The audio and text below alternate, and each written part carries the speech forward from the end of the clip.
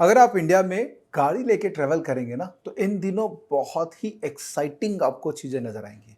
एक तो रास्ते बहुत अच्छे हो गए और रास्तों के साइड साइड के अंदर में जो ग्रीनरी है, जो लुक एंड फील है, वो धीरे धीरे धीरे अपना कंट्री एक डेवलप नेशन की तरफ मूव कर रहा है। और इसका क्रेडिट किसको जाता है पता है? हम सबको जाता है, क्योंकि हम सब मिलके ही कुछ अच्छा ही कर रहे होंगे। इसीलिए तो इंडिया तैयार हो रहा है, डेवलप नेशन, पैसे वाले नेशन बनने की तरफ जा रहा है। बट ये कोई ईजी बैटल नहीं है, ये बहुत ही टफ बैटल होने वाला है। बिकॉज इतना पॉपुलेशन है, इतना छोटा सा लैंड है, और इन सब के अंदर में हमको प्रोग्रेस होना है, डेवलप होना है। गवर्नमेंट का रोल बहुत इंपॉर्टेंट है। जितना भी रोल हमारा बोले हम, गवर्नमेंट का रोल उतना ही इंपॉर्टेंट है। तो इंफ्रास्ट्रक्चर एक ऐसा थीम है जो अब आप किसी भी हालत में नेगलेक्ट नहीं कर सकते, बिकॉज भारत तैयार हो गया है इंफ्रास्ट्रक्चर पॉइंट ऑफ व्यू से ग्रो करने के लिए। और इंफ्रास्ट्रक्चर डेवलपमेंट की जो एंटिटीज़ हैं, स्पेशली जो लिस्टेड कंपनीज है, जो डाउन एंड आउट थी, जिनकी बैंड बजी हुई थी पिछले 10 साल में, क्योंकि कहीं ना कहीं कुछ ना कुछ गलत हो रहा था कि इंफ्रास्ट्रक्चर डेवलप नहीं हो पा रहा था। और पिछले 2 साल में जो एनर्जी इंफ्रास्ट्रक्चर डेवलपमेंट में देख रहा हूँ, जो डेटा कंपनीज जो इंफ्रास्ट्रक्चर डेवलपमेंट में इन्वॉल्व है, और जो गवर्नमेंट का इंटेंट नज़र आ रहा है, सब एक साथ सिंक हो गया। ऐसा लगता है कि बस एक एक तो तीन चार पाँच ये मुट्ठी बन गई है, और अब ये मुट्ठी में इतना पावर है कि बस ये किसी को भी किसी तरीके से डिफीट कर सकती है। तो हम गरीबी को डिफीट करने अब तैयार हुए हैं, और यही अब अपनी थीम है इस वीडियो का। दोस्तों, मैं हूं विवेक बजाज, और मैं एक मोमेंटम इन्वेस्टर हूं। मोमेंटम इन्वेस्टर का काम क्या होता है कि वो सही थीम को पकड़ता है, और उस थीम के अंदर में जो स्टॉक्स है उनके अंदर में मोमेंटम ड्राइव करता है। इससे फ़ायदा ये होता है कि कभी किसी स्टॉक के अंदर में अगर आप फंस जाते हैं, क्योंकि आपको उस स्टॉक का थीम पता है, तो गलत होने का संभावना कम हो जाता है। तो एक तरीके से टेक्नो फंडा मॉडल होता है कि थीम पकड़ो, स्टॉक्स पकड़ो, थीम पकड़ो, स्टॉक्स पकड़ो। तो उसी के अराउंड में मैं ये वीडियोस बनाता जा रहा हूँ। पहले 2 थीम के बारे में मैंने बातचीत की थी, आज एक इंफ्रास्ट्रक्चर थीम को लेके मैं आपसे चर्चा करना चाह रहा हूँ। तो वीडियो लास्ट तक देखिएगा, बहुत बहुत फायदा होने वाला है। सो इंफ्रास्ट्रक्चर थीम अभी क्यों हम लोग बात कर रहे हैं? क्योंकि जब से गवर्नमेंट ने बताया है कि भैया हम तो $5 ट्रिलियन इकोनॉमी बनने जा रहे हैं, तो वो तो अब स्वाभाविक सी बात है कि जीडीपी अगर हमारा ग्रो करेगा 6-7-8%, और नॉमिनल जीडीपी हमारा ग्रो करेगा 12-13%, तो हम तो इकोनॉमी तो ग्रो करेंगे, बिकॉज हम 2.5 से 3 ट्रिलियन इकोनॉमी है, और जितना ही हम ग्रो करें हम 5 ट्रिलियन तो पहुंचेंगे। बट जो क्वेश्चन आता है कि कब पहुंचेंगे, बिकॉज पहुंच तो जाएंगे कभी ना कभी। अगर हम अपना हिंदू ग्रोथ रेट को देखें, जो आज़ादी के बाद 30 साल 35-40 साल तक हमको तंग किया था जिसने, उसका था रेट 2%। लेकिन अब यहाँ से जब लिबरलाइजेशन के बाद इंडिया का ग्रोथ चालू हुआ, तो ऑब्वियसली हम हायर ग्रोथ एक्सपेक्ट कर रहे हैं। तो $5 ट्रिलियन तक इकोनॉमी हम बनी जाएंगे। 5 से 10 बनेंगे, 25 बनेंगे, 50 बनेंगे, कब बनेंगे, यही एक प्रश्न है। अगर किसी भी इकोनॉमी को बड़ा बनना है, तो उसके अंदर में इंफ्रास्ट्रक्चर का बहुत बड़ा रोल होता है। बिकॉज इंफ्रास्ट्रक्चर ग्राउंड अप होता है। मतलब अगर आप रोड बना रहे हैं, तो रोड के साथ साथ अब बाकी सारे कंपोनेंट्स जो रोड बनाने में इंक्लूड होते हैं, उन सब के अंदर में आप ग्रोथ को इंस्टिगेट करते हैं। तो ओवरऑल इंडिया के अंदर में इतने सारे स्कीम्स आए हैं गवर्नमेंट की तरफ से, जैसे अमृत स्कीम जो कि अटल जी के ऊपर में है, जैसे भारतमाला स्कीम, जैसे स्मार्ट सिटी मिशन, जैसे सागर माला। ये सारे स्कीम्स हैं जो पिछले 10-12 साल के अंदर में एक एक स्कीम को बनाया गया, बैठाया गया, और उसके ऊपर में इम्प्लीमेंटेशन कराया गया। तो एक मैसिव थ्रस्ट आ गया है इंफ्रास्ट्रक्चर के अंदर में। तो जो नेशनल इंफ्रास्ट्रक्चर पाइपलाइन है, इसका एम्बिशियस प्रोजेक्ट है 111 ट्रिलियन रुपीस। और अभी तक जो प्रोजेक्ट्स हो चुके हैं, जिनके ऑलरेडी वर्क इन प्रोग्रेस है, 2834, डॉलर टर्म्स में $177 billion worth of projects India में अनाउंस हो चुके हैं। मतलब हम बात कर रहे हैं 2.5 लाख करोड़ की इकोनॉमी को संभालने का और उसको ग्रो करवाने का। तो there is a massive opportunity, और हमको एज अ कंट्रीमैन हमको बहुत प्राउड फील करना चाहिए कि हम इस टाइम पे रह रहे हैं इंडिया में, जिस टाइम पे इंडिया सबसे सबसे फास्ट ग्रो करेगा और अच्छा ग्रो करेगा। And we are very happy that our kids will live a much much better life. Focus government का क्यों इतना आ गया है कि, क्योंकि अगर आप दूसरे नेशंस को देखें, डेवलप छोड़ दीजिए, अगर हम डेवलपिंग नेशंस को भी देखें, जैसे चाइना वगैरह है, क्या मैसिव इंफ्रास्ट्रक्चर है। जब हम लोग जाते हैं, कहीं ट्रैवल करते हैं, तो फील नहीं होता ऐसा कि अरे यार हम कहाँ पर हैं और ये लोग कहाँ पे हैं। तो हो सकता है कि वो डेवलप ना हो, लेकिन उनके अंदर में आग ज़ील डेवलप होने की बहुत ज़बरदस्त थी। तो इंडिया भी अब उस पाथ पे चला गया with a very strong zeal. अगर मैं एक रेटिंग देखूँ वर्ल्ड कॉम्पिटिटिवनेस इंडेक्स का, जो दुनिया की रेटिंग होती है, उसमें इंडिया का पहले रेटिंग 21 में होता था 43 का, और 2022 में वो रेटिंग हो गया 37। So overall India as a country is growing very fast. जो गवर्नमेंट की जो इनिशिएटिव्स है, जो मल्टीपल मल्टीपल तरीके से जो इंफ्रास्ट्रक्चर को डेवलप करें, इंफ्रास्ट्रक्चर मतलब खाली रोड्स नहीं होते हैं, ये नीचे का वाटर लाइन हो गया, इलेक्ट्रिसिटी हो गई, एक अप्रोच रेलवेज कितना बड़ा कम्युनिकेशन का साधन है, उसका इम्प्रूवमेंट हुआ। तो ये ओवरऑल चारों तरफ से जो गन फायरिंग हो रही है, that is finally hitting the prosperity of our country, which is very very good. कुछ डेटा पॉइंट्स मैंने यहाँ पर एग्रीगेट किए इस प्रेजेंटेशन में कि जब भी इंफ्रास्ट्रक्चर डेवलपमेंट होता है, ग्राउंड अप होता है, तो वो पैसे जिसके लिए डेवलपमेंट के लिए यूज़ होते हैं, वो एक तो होता है बैंक जो पैसा देता है, और traditionally banks have been a poor lender, specially PSU banks.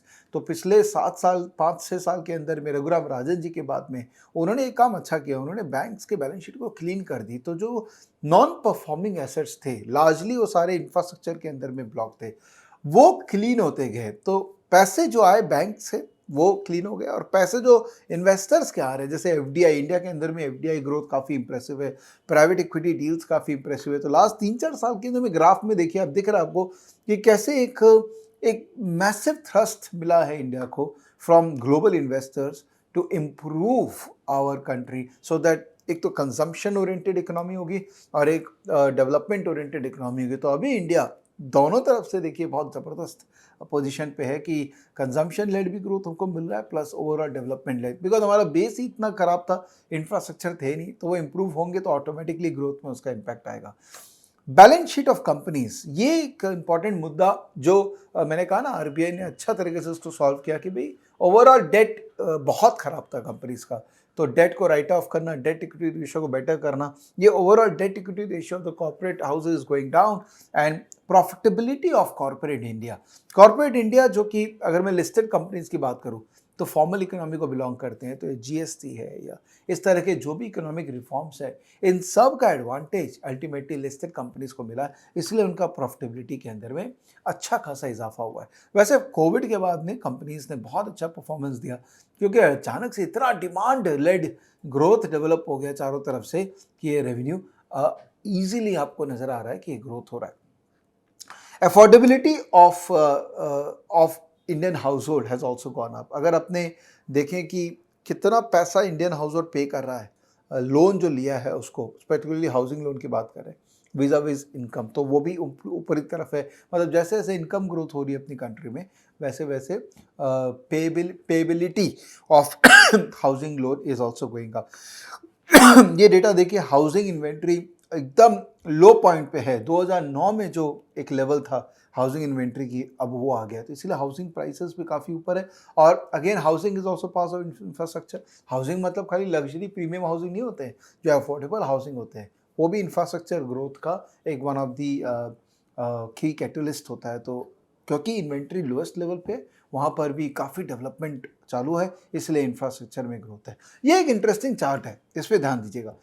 ये लास्ट इंफ्रास्ट्रक्चर का बूम इंडिया में आया था 2004 से 2008 में, जब मैसिव बूम एक आया था ग्लोबली। और क्यों उस समय बूम आया था? क्योंकि गवर्नमेंट का फोकस काफ़ी हाई था कि वो अपना परसेंटेज ऑफ जीडीपी इंफ्रास्ट्रक्चर पे काफ़ी हाई कर रहा था। अगर आप देखें, ये एवरेज है, ये किसी बहुत अच्छी ब्रोकिंग फर्म के हमने रिपोर्ट से इसको लिया है, तो एवरेज तकरीबन 5.2 के करीब है। और गवर्नमेंट जब स्पेंड करना चालू कर देती है, government is a very very important player in spending in infrastructure, क्योंकि प्राइमरी रिस्पॉन्सिबिलिटी उन्हीं की है कि वो ओवरऑल इंफ्रास्ट्रक्चर को बिल्ड करें। लेकिन जैसे थोड़ा मंदी आता है, जैसे माहौल थोड़ा सा ऐसा हो जाता है कि पैसा नहीं है सिस्टम में, पैसा कर्ब हो रहा है, वैसे गवर्नमेंट भी कंजर्वेटिव मोड पे हो जाती है। Infrastructure sector generally takes lot of time to recover. तो ये जो एक तेज़ी 2004 से 2008 में बनी थी, यही तेज़ी अभी 2020 के बाद, कोविड के बाद चालू हुई है, जो अभी तक चल रही है। और वो तेज़ी का आपको यहाँ पर रिफ्लेक्ट भी होगा कि जो इंफ्रास्ट्रक्चर निफ्टी है, जो निफ्टी इंडेक्स है जो इंफ्रास्ट्रक्चर को बिलोंग करता है, वो उस समय 60% CAGR में ग्रो किया था। निफ्टी 36% CAGR में ग्रोथ की थी, और ये पूरा लंबे पीरियड तक 2008 से लेके 19 एंड तक ये बहुत ही बुरी हालत में, निफ्टी खाली 6.9% CAGR में ग्रो की है और इंफ्रास्ट्रक्चर -4%। जो मैंने शुरू में कहा ना कि इंफ्रास्ट्रक्चर कंपनीज पिछले 8-9 साल से अच्छा नहीं कर रही थी, अब उनका समय आ गया, मेरा समय आ गया, तो infrastructure companies are actually doing good. So overall infrastructure sector has grown by 22%, 23% CAGR and Nifty has grown by 16% CAGR। ये है इंफ्रास्ट्रक्चर इंडेक्स वर्सेस निफ्टी के बीच में रिलेशनशिप प्राइस बाय बुक के हिसाब से। तो देखिए, जब भी तेजी होती है तो price by book infrastructure companies की हाई होती है, निफ्टी कम होती है, और अभी जो डिफरेंस है दोनों का, वो डिफरेंस भी काफ़ी सिग्निफिकेंट है। इसका मतलब इन दोनों के बीच का जो गैप है वो धीरे धीरे कम होगा, infrastructure companies will do good. Similarly अगर आप इसका पीई रेशियो को देखें तो इंफ्रास्ट्रक्चर कंपनीज के रेवेन्यू कम होते थे, उनके प्रॉफिटेबिलिटी कम होती थी, क्योंकि इनका पैट मार्जिन भी काफ़ी कम होता था। क्या होता था, इनका रेवेन्यू तो ग्रो करेगा एक्स लेवल्स पे, बट कॉस्ट बहुत ज़्यादा ग्रो करता था, तो पैट मार्जिन काफ़ी कम होती थी। That's how infrastructure sector works.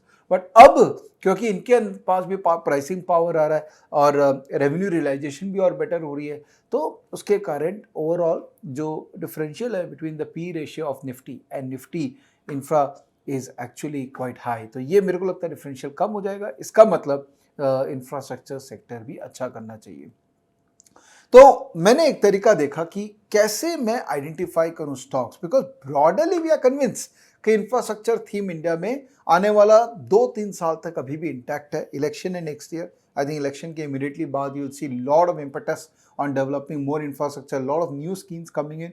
तो मुझे लगता है आने वाला 3-4 साल इंडिया का इंफ्रास्ट्रक्चर स्टोरी बहुत इंटैक्ट है। अब इसमें से स्टॉक्स कैसे निकालें, तो बेस्ट तरीका स्टॉक निकालेगा क्या है कि हम पहले तो इस सेक्टर को समझने की कोशिश करते हैं कि इसमें क्या क्या होता है। तो पहले मैं गया स्टॉकेज में, स्टॉकेज के अंदर मैं इसको जूम इन कर देता हूँ। मैं स्टॉकेज में सेक्टर पे जाके मैं यहाँ पर इंफ्रास्ट्रक्चर को सर्च करता हूँ।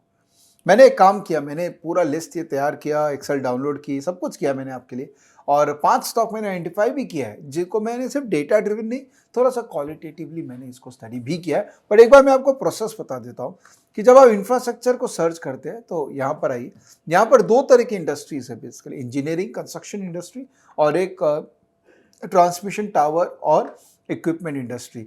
जब हम ऑल लिस्ट देखते हैं तो इतनी सारी कंपनीज हैं जो इंफ्रास्ट्रक्चर के अंदर में हैं, जिसको आप स्टडी कर सकते हैं। तो एक बार एक काम करते हैं, इसको लिस्ट को डाउनलोड कर लेते हैं एक्सेल के अंदर में। So I am downloading it, let's download. तो ये लिस्ट मेरे पास आ गई, इसको एक्सेल को खोल लेते हैं।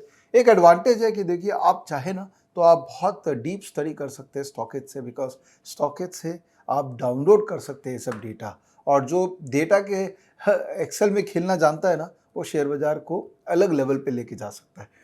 तो एक बार ये ऊपर का मैं डिलीट कर देता हूँ एंड अब इस पे हमको कुछ चीज़ों को मानना पड़ेगा या कंट्रोल करना पड़ेगा कि भाई मैं कितने मार्केट कैप की कंपनीज पे फोकस करूँ, बिकॉज मैं छोटी कंपनीज में एज एन इन्वेस्टर सपोज मैं नहीं काम करना चाहता हूँ, तो let me just give a limit कि मैं सिर्फ 2000 करोड़ के ऊपर की कंपनीज पे फोकस करूंगा, उसके नीचे की कंपनीज में मैं फोकस नहीं करूंगा। मान लेते हैं कि मेरा ये क्राइटेरिया है, तो इसके नीचे की कंपनीज को मैं एक बार डिलीट कर देता हूं।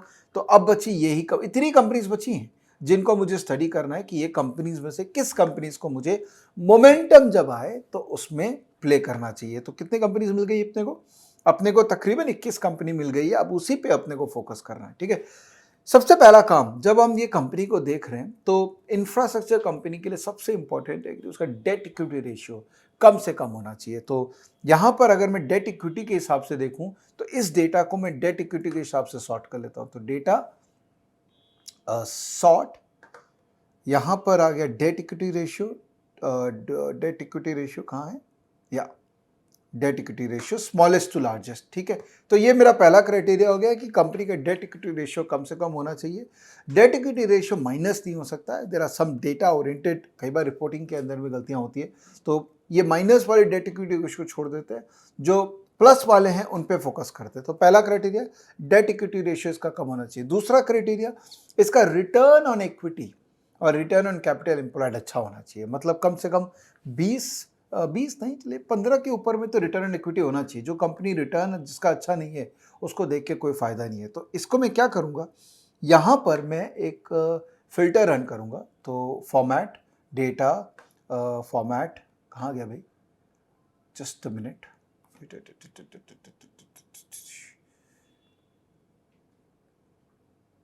माफ़ कीजिएगा, just 1 minute. In the mean while आप को वीडियो अच्छा लग रहा होगा तो आप लाइक बटन दबा सकते हैं, कुछ कमेंट दे सकते हैं। कई बार होता है कि मैं भूल ही जाता हूँ कि ये फॉर्मेट कैसा आएगा। डेटा या फॉर्मेट, क्या फॉर्मेट करना मुझे हाईलाइट करना है वो डेटा जो कि 20 के ऊपर है। तो ग्रेटर देन 20 को मैं हाईलाइट करना चाहता हूँ, ग्रीन फिल विद दिस। तो बेसिकली ये कंपनीज है जिनका रिटर्न ऑन इक्विटी हायर है। एक्चुअली 20 नहीं, इसको अपने और कम कर देते हैं, तो इसको 15 कर देते हैं जैसा अपने लोगों ने डिस्कस किया था। तो मैनेज रूल्स, इसको हम लोग 15 कर देते हैं, ठीक है। तो ये सारी कंपनीज है जिनके अंदर में आरओई, तो मेरे लिए इंटरेस्टिंग क्या होगा इस कंपनी को देखना, बिकॉज इसका price equity ratio, debt equity ratio भी कम है और इसमें हमको आरओई भी अच्छा मिल रहा है। तीसरा मेरा क्राइटेरिया होना चाहिए पेग रेशियो। पेग रेशियो क्या है? पी मल्टीपल और ग्रोथ के बीच का रिलेशनशिप है। जितना कम होगा पेग रेशियो, पीईजी रेशियो, ये देखिए यहाँ पे, जितना कम होगा पेग रेशियो उतना मेरे लिए अच्छा है उस कंपनी में। तो यहाँ पर मैं पेग रेशियो देखता हूँ, तो एक से नीचे अगर किसी भी 2 के नीचे अगर एक्चुअली पेग रेशियो है तो it is considered to be decently good. तो यहाँ पर अगर मैं देखूँ तो ऊपर वाली सारी कंपनीज है इनका पेग रेशियो भी कम है, मतलब ये ग्रो अच्छा कर रही है vis-a-vis the earning which they are making. So ये जो कंपनीज है जिनमें हाई पीई है और जिनमें ग्रोथ अच्छा है और जिनमें आरओई अच्छा है और debt equity ratio, these are the companies which ideally I should look at for my follow on analysis. देखिए उसमें से एक कंपनी जो नज़र आ रही है वो है एनसीसी, टेक्नो इलेक्ट्रिक इंजीनियरिंग। आप ऐसे पिक्टोरियली भी इसको देख सकते हैं। देन आयरकॉन। तो ये सारी कंपनीज है, ये हमारे लिए बहुत इंटरेस्टिंग हो सकती है। तो लेट अस डू समथिंग। अब इनके अंदर में अपने एक इंसर्ट कर लेते हैं कॉलम, और अपने जिन कंपनी को रखना चाहते हैं देखने के लिए खाली उसी कंपनी को अपने ट्रैक में रखते हैं। So let us reduce the font a bit. तो ये कंपनी मुझे देखना है, ये कंपनी मुझे देखना है एनसीसी, ये भी देखना है, ये मुझे देखना है। पेग रेशियो इसका 2 के नीचे है तो विच इज़ गुड, ये देखना है मुझे, ये देखना है, ये देखना है,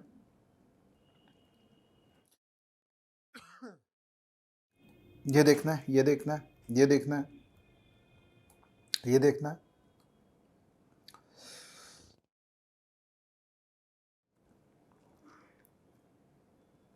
राइट। तो ये 1 2 3 4 5 6 7 8 9 10, अब ये 10 कंपनी मुझे मिल गई जिसको मुझे देखना है। ये एलएनटी भी मुझे देखना, तो ये मुझे 11 कंपनी मिल गई जो अच्छी कंपनीज है जिसे जिसे मुझे एक्चुअली ट्रैक करना है। तो इसको मैं फिल्टर कर लेता हूँ।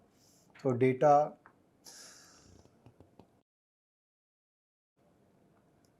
डेटा फिल्टर, अभी फिल्टर में मैं खाली सिलेक्ट करता हूँ 1। तो ये कंपनी, इतनी कंपनीज है मुझे मिल गई है जिनको मुझे ट्रैक करना है, बिकॉज इनका फंडामेंटल मोटा मोटी मुझे ठीक लगता है। एलएनटी मैंने क्यों ऐड किया, बिकॉज एलएनटी ऑल्दो इसका पेग रेशियो रिलेटिवली ज़्यादा है, but L and T as a group it's massive, क्योंकि ये जस्ट खाली इंफ्रा कंपनी नहीं है, इसके अंदर में और भी बहुत सारे एक्टिविटीज़ है। तो थोड़ा सा हेज करने के लिए छोटी कंपनी प्लस बड़ी कंपनी का mixture is actually ideally suited, because आप किसी भी तरह का पोर्टफोलियो बनाएंगे तो obviously you don't want to only put a small company. तो ऐसी कई कंपनी जहाँ पर होंगी जिनका मार्केट कैप कम होगा, एलएनटी एक ऐसी कंपनी है जिसका मार्केट कैप ज़्यादा है, तो आप उसका मोमेंटम प्ले करने में इंटरेस्टेड होंगे। तो दीज आर द कंपनीज जिसको हम देखेंगे। तो इसको हम कॉपी कर लेते हैं इस लिस्ट को, और ट्रेडिंग व्यू के अंदर में, क्योंकि मैं ट्रेडिंग व्यू एक्टिवली यूज़ करता हूँ, तो ट्रेडिंग व्यू के अंदर में मैं सिंबल में इसको ऐड कर लेता हूँ इंफ्रास्ट्रक्चर के अंदर में। तो ये सारी इंफ्रास्ट्रक्चर कंपनीज हैं जिसमें मेरे को इंटरेस्ट है, क्योंकि इनका फंडामेंटल मोटा मोटी मैंने देखा है। मैंने क्वांटिटेटिवली देखा है, क्वालिटेटिवली नहीं देखा है, बट क्वांटिटेटिवली देख के लग रहा है कि ये कंपनी में कंपनीज ठीक है। अब ऑब्वियसली मेरे को क्वालिटेटिव स्टडी भी करना पड़ेगा और इनमें से कंपनीज को एलिमिनेट करना होगा जिन कंपनीज में मैं दिमाग लगाना ही नहीं चाहता हूँ। एलिमिनेशन का क्राइटेरिया क्या है कि मैनेजमेंट का कॉल देखना, मैनेजमेंट क्या बोलना चाह रहा है, ग्रोथ कैसा है सेल्स के अंदर में, नेट प्रॉफिट मार्जिन बढ़ रहा है क्या, नेट सेल्स मार्जिन बढ़ रहा है क्या, ये सारे कुछ कंपोनेंट्स है जिसको देख के हम क्वालिटेटिवली भी जज करेंगे कि ये कंपनी अच्छी है कि नहीं है। मैंने एक्चुअली 5 कंपनी का एक केस स्टडी बना रखा है, डॉक्यूमेंट में जब शेयर करूंगा तो आपको मिल जाएगा कि ये 5 कंपनी हैं जिनको क्वालिटेटिवली भी एनालाइज किया और ये मोटा मोटी ठीक लग रही है फॉर माई ट्रैकिंग पर्पस। मैं ये नहीं बोल रहा हूँ कि मैं इनमें तुरंत इन्वेस्ट करूंगा, बट एटलीस्ट हमारा जो एक ट्रैकर लिस्ट है यहाँ पर, इसमें ये कंपनीज ऐड हो गई और मैं जब भी इनमें अपॉर्चुनिटी मिलेगा मैं एंट्री करूंगा। जैसे एक कंपनी है एनसीसी, तो एनसीसी नागार्जुना कंस्ट्रक्शन बहुत ही अच्छी कंपनी है, रिले रीजनेबल वैल्यूएशन पे अवेलेबल है। ये कंपनी का ऑर्डर बुक जो है ह्यूज है, 41,000 करोड़ का ऑर्डर बुक है। कंपनी का revenue if I am not wrong 15-16 हज़ार करोड़ का साल का रेवेन्यू है।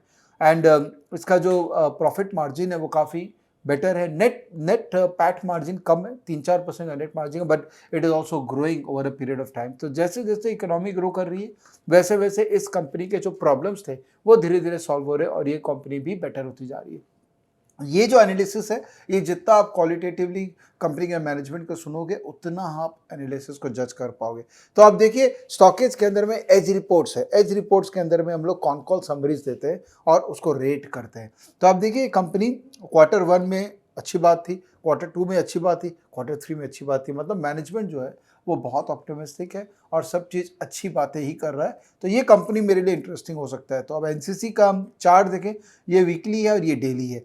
अब ये देख के आपको क्या लग रहा है कि ये स्टॉक जो है ये डबल टॉप बना लिया है, तो एक बार तो मेरे लिए ये स्टॉक में तुरंत एंट्री करना समझदारी नहीं है बिकॉज ये डबल टॉप पे है। लेकिन एक चीज़ अच्छा है कि इसका मूविंग एवरेज क्रॉस हुआ 21 और 55 पॉजिटिव है, तो कंपनी बहुत अच्छी है। प्राइस एक्शन बड़ा पॉजिटिव है, आरएस भी पॉजिटिव है, आरएसआई भी पॉजिटिव है।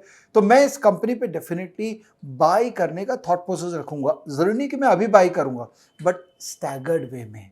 याद रखिए अगर पॉजिटिव मोमेंटम का स्टॉक है तो उसको स्टैगर्ड वे में बाई करना है, क्योंकि you never know this stock when will it go up significantly. तो एक ही प्राइस पे बाई करने का सेंस नहीं बनता है। तो एनसीसी एक स्टॉक है जिसपे मेरा इंटरेस्ट आ गया है, तो मैं इसको सिलेक्ट कर लेता हूँ, मैं इसको ट्रेडिंग में अलग कलर कर देता हूँ and this I will track for my future purpose. उसके बाद दूसरा कंपनी है कमिंस। तो कमिंस ये रहा।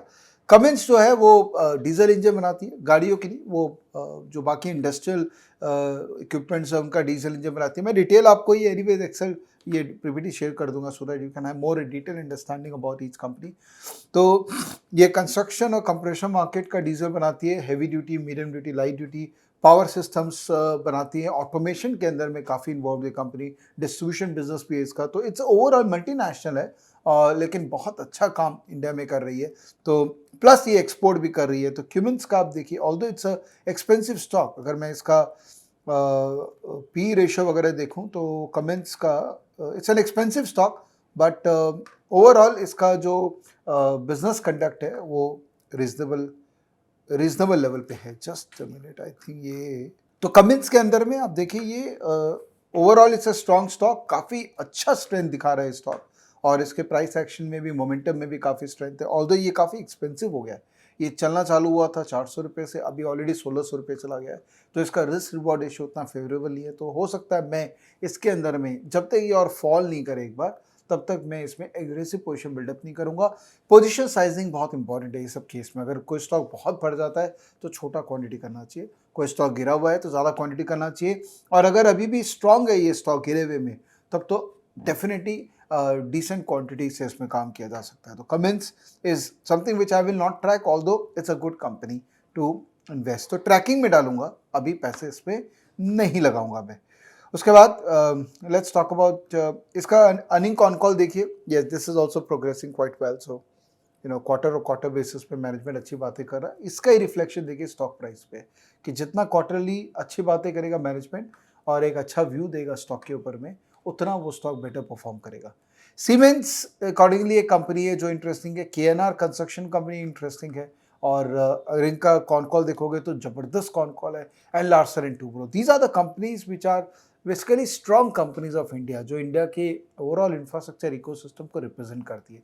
लेकिन उसके अलावा you have other companies here also जिनको आप देख सकते हैं। और एक बात याद रखिएगा, कंपनीज में हमको तभी काम करना है, fundamentally looks like these are good companies जो अभी अच्छा प्रोड्यूस कर रही है डेटा वगैरह, बट काम हमको तभी करना है जब इनके अंदर में मोमेंटम है। और मोमेंटम आ गया, छोटे छोटे क्वांटिटी से हमको इनके अंदर में पार्टिसिपेट करना है और ट्राई कीजिए कि हर सेक्टर के अंदर में जिस थीम के अंदर में मोमेंटम है, जैसे इंफ्रा में मोमेंटम है तो 3 से 4 स्टॉक उस थीम का पार्ट में होना चाहिए। जैसे अभी फ्लोरिनेशन जिसमें हमने लास्ट टाइम बात की थी, इन स्टॉक्स के अंदर में अभी मोमेंटम आया नहीं है, तो मोमेंटम अगर नहीं है तो मैं अभी किसी भी स्टॉक में इन्वेस्ट नहीं करूँगा। तो इट्स माय प्रीरिक्विजिट कि किसी भी थीम पे या सेक्टर पे कभी भी एक ओवरऑल लग रहा है कि there is lot of interest, then मैं 3 से 4 स्टॉक्स में धीरे-धीरे अपना पोजीशन बिल्ड करना चाहूँगा। This is my model and this is the presentation which I wanted to give you. So infrastructure remains a very very good bet in India. आने वाला 3-4 साल के लिए I think it's a reasonably good bet. Stock identification will be critical. Few data points से हम उसको outline को identify कर सकते हैं, बट अल्टीमेटली क्वालिटेटिव एनालिसिस से ही हम कन्विक्शन डेवलप करेंगे और मोमेंटम से हम इसके अंदर में पार्टिसिपेट करेंगे। थैंक यू दोस्तों ये वीडियो देखने के लिए। I hope it was useful for you. और थोड़ी जल्दी जल्दी मैं बोल दिया बिकॉज इतनी बातें होती है बोलने के लिए तो कई बार हड़बड़ी मच जाती है, but I hope you got the essence of what I'm saying. This PPT is available for you to download, and if you like this video, do share with your friends and family. Thank you so much.